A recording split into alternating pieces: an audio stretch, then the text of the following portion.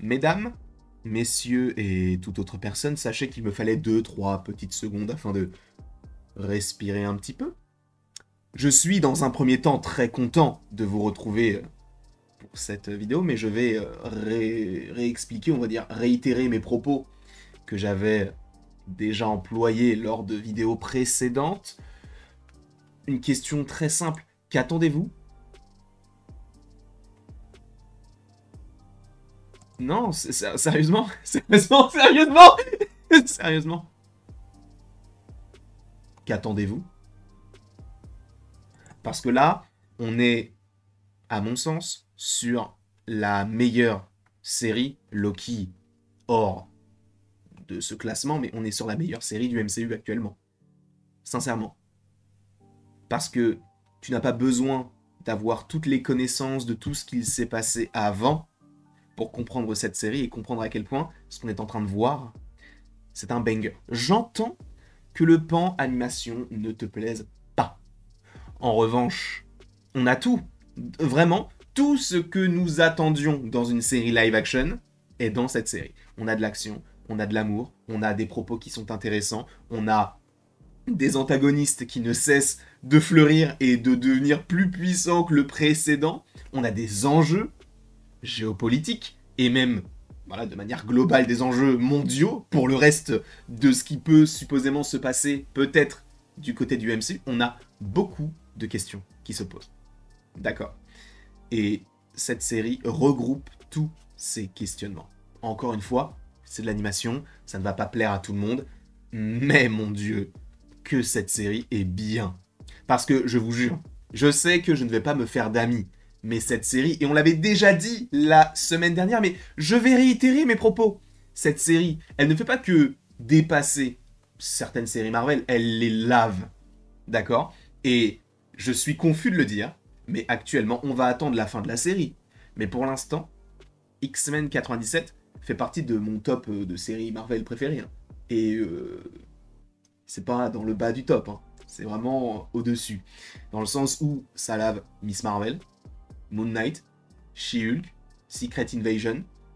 En soi, même si j'adore la série, pour moi, je passe de meilleurs moments devant X-Men 97 que devant The Falcon and the Winter Soldier. WandaVision, on va attendre la fin. Hein, parce qu'aussi, WandaVision sur la chaîne, c'est particulier. Mais X-Men 97, les gars, on est sur une pépite. On est sur une pépite et évidemment, attention, spoiler. Alors je sais que tu vas me dire, t'as vu, on a vu tel easter egg à tel... J'ai tout vu. J'ai tout vu. Là, je vous dis, j'ai fini l'épisode. Je viens de faire les petites photos là pour la vidéo. Il est actuellement 9h38. Précisément. D'accord? 9h38.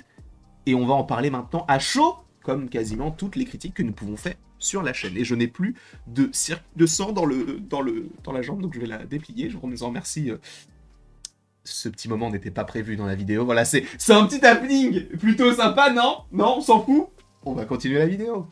Et on va commencer avec ce qui est, et c'est ça qui est fort, moins intéressant, mais ça n'enlève rien non plus au fait qu'elle soit intéressante. C'est qu'elle n'est pas intéressante, mais moins intéressante par rapport au reste. Alors que, pour le coup, cette scène-là peut possiblement poser les pions pour une intrigue plus conséquente, supposément pour la suite. Pas uniquement sur la saison 1, mais plus sur la saison 2 par rapport à cette scène. Où on a donc Solar Roberto qui s'en va dire à sa mère qu'il est un mutant. Sa mère lui dit « Non mais on sait.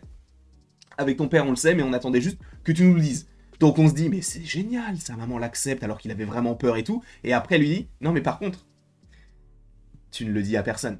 Parce que nous, on a des intérêts, on a des enjeux aussi économiques en jeu, justement. On ne va rien dire. » Et c'est intéressant parce que même si on n'est pas vraiment dans l'intrigue principale avec Malicia, avec Captain America, oui, oui, oui, oui, tu as bien entendu. Mais oui, on n'est pas sur l'intrigue principale. À mon sens, ça pose des pions sur la suite, en fait. Parce que là, on est sur un aspect un peu temporel, qui est plutôt intéressant, et on va y venir. Mais là, on est sur comment est-ce qu'on peut gérer cet aspect mutant avec nos proches. Est-ce qu'ils vont nous accepter? C'est un thème qu'on avait notamment du côté de Bobby dans le X-Men 2, si je ne dis pas de bêtises, au moment où, vous avez Pyro qui fait la fameuse scène. Vous voyez, tous les gens là, tous les mutants qu'on voit dehors et qui causent des problèmes, eh ben c'est moi le pire. Et après, il sort son petit briquet requin et il crame des voitures de police. Et ben, ça fait un peu penser à la même chose dans le sens où Bobby, bah, il va finir par admettre que bah, c'est un mutant et ses parents vont le rejeter. Là, c'est un peu différent dans le sens où ses parents l'acceptent, mais bah, il y a des intérêts professionnels pour eux et ils n'accepteraient donc pas de tout perdre pour que son fils soit pleinement lui. Et bah, ça pose aussi un questionnement qui est très intéressant à mon sens. Est-ce que tu privilégierais le bien-être de ton fils ou ta carrière, ta personne? Et je pense que ça va être peut-être un pan qui pourrait être assez intéressant à évoquer en saison 2. Parce que là, Solar, je pense qu'il est un peu dans le questionnement de mais ma mère en fait ne m'accepte pas, donc qu'est-ce que je vais faire? Est-ce que j'accepte qu'elle ne m'accepte pas? Est-ce que je vais un peu sacrifier la personne que je suis et donc me cacher entre guillemets afin eh bien de faire en sorte que l'entreprise de ma mère puisse prospérer puisque les mutants sont mal vus, alors que lui n'a rien demandé, tu vois. Donc c'est hyper intéressant comme questionnement. Bien sûr qu'on se place du côté de Solar, on peut se dire, bah oui, elle a tout à perdre entre guillemets, mais en fait on s'en fout de la mère. Nous, ce qui nous intéresse, c'est de savoir si Solar va être bien ou non. Et là, pour le coup, c'est un personnage qui commence à reprendre un petit peu d'ampleur, parce que ça a commencé à être un perso, tu vois, un peu fils de riche, qui s'intéresse pas vraiment à des, on va dire, à des questionnements qui, pour le coup, le touchent, mais justement, il essaie d'occulter un petit peu tout ça. Là, on est véritablement dans son intrigue principale, sachant que Solar, en plus, on l'avait déjà vu du côté du live action avec les nouveaux mutants. Donc, ce pan sur Solar, j'avais envie de faire une mini aparté et de commencer par ça parce que je ne me voyais pas parler de toute la trame qui se suit et boum, d'un coup, de vous balancer ça comme ça, de manière, voilà, on va dire, pas épisodique, mais de manière temporelle par rapport à l'épisode, puisque ça tombe aussi comme un cheveu sur la soupe. Mais c'est bien d'avoir eu cette scène-là. D'ailleurs, il y avait un petit montage plutôt sympa qui était un peu rigolo en disant non, mais je vais pas lui dire. Comment est-ce que tu vas lui dire? Tu vas lui dire directement? Non, je vais pas lui dire directement. Maman, je suis un mutant. Et ce petit montage était plutôt sympathique. En tout cas, voilà. J'ai hâte d'avoir les retombées par rapport à cette scène-là. Est-ce que lui va se révolter? Est-ce qu'il va mettre de côté sa famille? Est-ce que sa famille va finalement accepter de mettre de côté justement tout l'argent qui est en jeu pour le bien-être de son fils? On l'espère fortement. En tout cas, on va continuer de commencer plutôt avec le début de l'épisode. Et oui, Gambit est bel et bien mort dans la série X-Men 97. Alors, je sais que Comics Guardian va être supposément en deuil. Gambit, c'est un personnage qui est très stylé dans cette série, ou qui était pour le coup, puisque je vous rappelle qu'il a été donc tué par cette gigantesque sentinelle qui était là sur l'île de Genosha afin de tuer tout le monde. Bon, bah, du coup là c'est son enterrement. Malicia n'est pas là, donc ça c'est intéressant parce que on va nous montrer que il y a différentes manières de gérer le deuil. Certaines personnes sont là, d'autres vont essayer de passer ça par la colère, d'autres par le rire, d'autres par les pleurs. Et donc, voilà. Ça aussi, c'est intéressant parce que Malicia va déverser un peu toute sa haine, non pas dans le côté de se refermer et de s'habiller de manière voilà, en noir pour l'enterrement. Non, là, on part sur toute autre chose et on part sur... voilà, on va casser des bouches, quoi. Sachant qu'on va y venir un petit peu plus tard, parce que je vous rappelle donc que Gambit est mort lors de l'attaque de Genosha. Et ça aussi, ça montre que c'est une série qui a des enjeux. On n'est pas que sur une série d'animation destinée à des enfants, non. Et sachant que les séries d'animation, je le rappelle, ne sont pas destinées qu'aux enfants, d'accord? Et donc on a ce genre de scène, tu vois, où tu as des rescapés d'une guerre, avec des lits de camp, on essaye de faire au mieux. C'est des choses qu'on voyait pas vraiment du côté du MCU, même jamais. Donc ça fait du bien aussi d'avoir cet aspect-là, même si, encore une fois, c'est de l'animation. On va donc avoir les X-Men qui vont aller sur l'île de Genosha afin de retrouver des survivants, et on va apprendre qu'il n'y en a qu'une seule pour l'instant, parce qu'ils n'ont pas fini les recherches, et ça va être donc Emma Frost qui va avoir son pouvoir qui va se développer. D'habitude, elle n'arrivait pas forcément à rentrer en symbiose avec du coup cet aspect diamant, et là, bon bah, on va dire les conditions ont fait qu'elle était obligée, et que son corps a réagi de cette manière-là, à tel point que bah, maintenant elle est tout en diamant. On verra si ce personnage-là sera de retour dans la saison 1, je pense qu'elle va peut-être un petit peu se reposer, parce qu'elle a quand même vécu pas mal de choses plutôt impactantes, et en tout cas, sur l'île de Genosha, c'est la fin, puisqu'après, les X-Men sont appelés par un personnage, et on va y revenir un petit peu plus tard, puisque là, c'est un pan totalement sur Malicia. Malicia qui va s'en prendre, eh bien, qui va essayer en fait de mener son enquête de manière un peu forcée, hein, avec de la violence. Alors évidemment, oui, je sais qu'il y a le Général Ross dans cette scène-là. Je vais vous faire une vidéo sur les détails, pas forcément cachés, hein, mais il y en a qui sont un peu cachés de l'épisode du coup 7. Alors je sais qu'on a fait aucun détail de aucun épisode de cette série, mais là, à mon sens, c'est un peu nécessaire. En tout cas, on a Malicia qui va un peu en découdre, essayer d'avoir des renseignements sur qui a fabriqué donc ces sentinelles. Est-ce que c'est toujours Bolivar Trask qui a commandité tout ça? Est-ce que c'est véritablement lui? C'est intéressant la manière dont elle va organiser on va dire son interrogatoire un peu musclé, sachant qu'elle va retomber sur Captain America. Et ça c'est cool. Alors oui, il y avait du coup eh bien le bouclier qui était dans la neige lors du teaser pour la deuxième partie de la saison.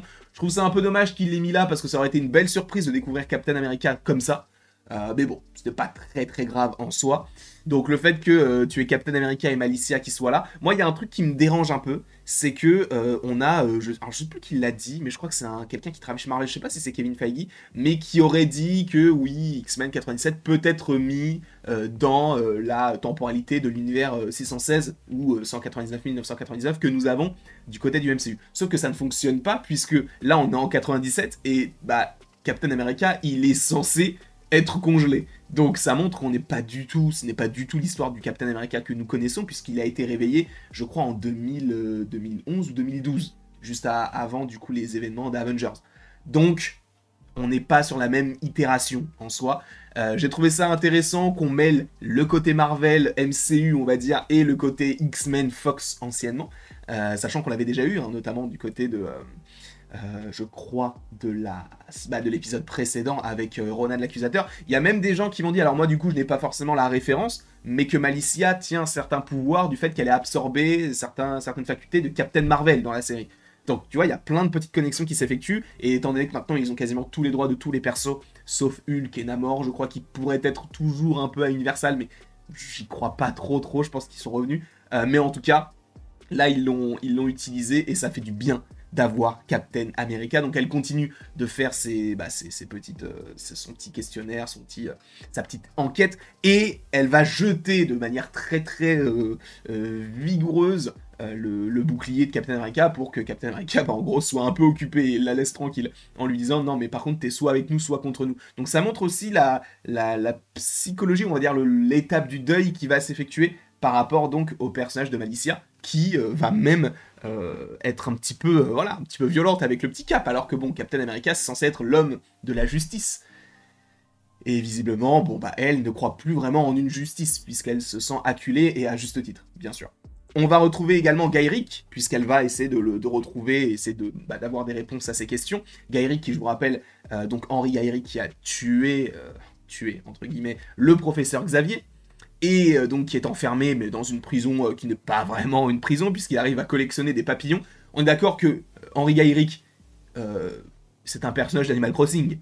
Regardez le nom, moi les scarabées comme ça là, moi ça me fait vraiment penser à quand tu as le scarabée, quand tu vas sur l'île, là, sur le petit bateau et tout, tu peux avoir plein de fois et tout. Voilà, c'était l'anecdote du jour. En tout cas, voilà, elle va continuer de mener son interrogatoire, et Gyrich, à la suite de tout ça, va finir par mourir. Alors on ne sait pas qui le tue. Moi je ne connaissais pas ce personnage-là avant de me renseigner un petit peu. En fait, il s'agirait d'un personnage qui s'appelle Bastion, qui est en lien justement avec Bolivar Trask, avec tous ces personnages-là, puisque en gros c'est une fusion entre une sentinelle du passé, enfin du présent, et une sentinelle du futur. Je sais plus exactement ce que c'est. Attendez, je vais vous dire exactement ce que c'est. C'est ça. Il est né lorsque le robot géant Sentinelle Master Mold donc est absorbé à un prototype avancé de la sentinelle Nimrod. Et donc ça a donné le personnage donc, que nous avons là, donc de Bastion, qui se fait appeler Sébastien. Donc voilà, c'est le grand méchant qui est derrière tout ça, mais on va y revenir un petit peu plus tard par rapport à la dernière scène, qui en fait m'a fait poser pas mal de questions en vrai.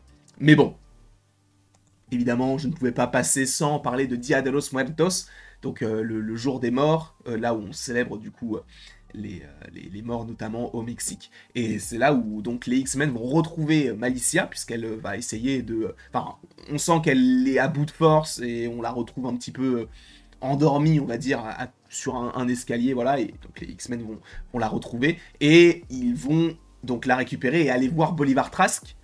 Et là, il y a eu un petit problème parce que Malicia, énervée, va tuer Bolivar Trask. Elle va le jeter au-dessus d'un immeuble. Et là, tu vois à quel point déjà le personnage est déterminé, troublé, bouleversé et puissante. Sauf que le Bolivar Trask qui est mort s'est régénéré en étant une sorte de sentinelle humaine, humanoïde. Alors là aussi c'est intéressant parce que ça nous montre aussi les avancées, parce qu'avant on avait des gros robots, après on part sur une version beaucoup plus, on va dire, cachée, dissimulée parmi la foule. Donc on a Bolivar qui est en réalité un homme sentinelle. Je ne sais pas vraiment quoi en penser, peut-être que c'est dans les comics, je ne sais pas. J'avoue que ça m'a surpris, mais je trouvais ça plutôt cool. Donc ça ne m'a pas du tout dérangé, bien au contraire. Et on retrouve évidemment le petit Cable. On va comprendre que Scott se dit « Ah mais attends, mais Cable, c'est marrant, parce qu'on t'a déjà vu, mais tu es mon fils.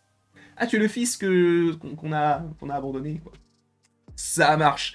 Et donc ça c'est intéressant parce que voilà, il y a en plus donc Jean Grey qui va lire dans les pensées de Cable, sauf que la mère de Cable c'est Madelyne Pryor, ce n'est pas du tout Jean Grey, donc en gros il va lui dire en gros t'es pas ma mère, quoi. Voilà, et il va appeler Cyclope papa, alors qu'on voit très bien que bon, Cable, il est plus vieux que Cyclope. Et ça aussi c'est intéressant parce que du coup ça va ramener le côté un peu futur, etc. Sachant qu'au moment où on a eu donc les sentinelles, Cable était là en disant non, je suis arrivé trop tôt, je sais plus quoi, et après il est reparti. Donc, est-ce que ça va changer le futur? Est-ce qu'on va partir sur un Days of Future Past? Je ne sais pas. Mais est-ce qu'on va partir là-dessus? Est-ce que Rémi Lebeau pourrait revenir par rapport au changement du passé? Je n'en sais strictement rien. Mais en vrai, pourquoi pas?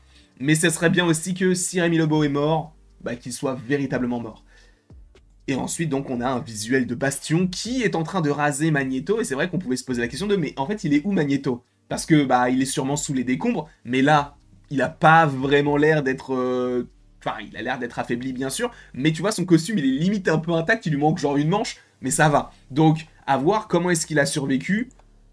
On aura évidemment les réponses dans les 3 prochains épisodes, puisque je vous rappelle qu'il n'en reste que 3, ça va vite, hein. Sachant, pour ceux qui ne le sauraient pas, l'épisode 8, 9 et 10, en fait, ne sont qu'un seul et même épisode. En gros, ils ont le même titre, mais l'épisode 8 est la partie 1, l'épisode 9 est la partie 2, et l'épisode 10 est la partie 3. Tout simplement. Donc j'ai hâte de pouvoir voir ces 3 épisodes. J'ai trop envie de vous faire plein de vidéos, parce que déjà, dans un premier temps, qui est Bastion? On peut en faire une petite vidéo plutôt sympathique. On peut aussi, et on va faire une vidéo sur les détails cachés, que je vais faire dans la foulée là. Cette série, elle est vraiment, vraiment trop bien. Et regardez, c'est une série que je n'attendais même pas. On en fait 18 minutes sur l'épisode 7. Ça montre vraiment que j'ai une envie derrière tout ça.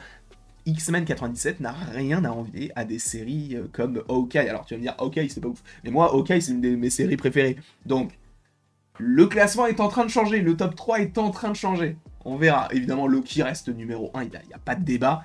Mais X-Men 97 commence à poser ses pions. Encore une fois, attendons. Parce que Secret Invasion, c'était la même chose et la fin était pourrie. Là, attendons les 3 derniers, mais au vu de ce qu'on nous propose depuis le début de la série, avec des moments impactants, il y a moyen que cela suive par rapport à la fin de la série.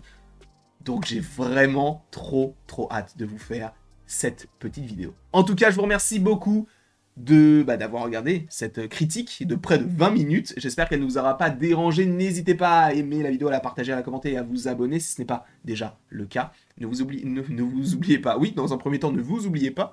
Et n'oubliez pas, parce que pour ceux qui l'auraient omis, c'est une semaine Deadpool. Et là, les gars, vous n'êtes pas prêts. Parce que là, on a des rumeurs fiables que j'ai envie de croire. Et je vous préviens tout de suite. Tu sais quoi, ça va sortir aujourd'hui. Ça sent, mais le banger absolu. Parce que là, on va faire des théories, tout ça, mais là, je pouvais pas attendre. Et d'ailleurs, il faut que je regarde s'il n'y a pas d'autres trucs qui sont sortis depuis. Ça va être une dinguerie. Je vous remercie beaucoup, et après tout ceci, il ne me reste donc plus qu'à vous dire à la prochaine pour la prochaine. Non mais je vous jure, là, sur Deadpool. Mais en fait, c'est... Attends. On a vraiment de la chance. On a vraiment de la chance d'être actuellement dans une période où on a X-Men 97 qui marche peut-être un peu, je ne sais pas, j'ai pas vu les chiffres, je ne sais même pas s'ils vont les communiquer, s'ils ne les communiquent pas, ça montre que ça n'a pas marché, mais en tout cas, une série qui tient la route et qui est vraiment extrêmement intéressante. Dans un second temps, on a Deadpool et Wolverine. N'oubliez pas, si ça ne fait pas le milliard, je me rase la moustache. J'aurais vraiment l'air d'un débile, mais bon, sachez que je l'ai pas rasé depuis longtemps. Et on a le jeu Wolverine. Aussi, on l'oublie, mais il y a le jeu Wolverine. Alors on ne sait pas quand est-ce que cela pourrait sortir.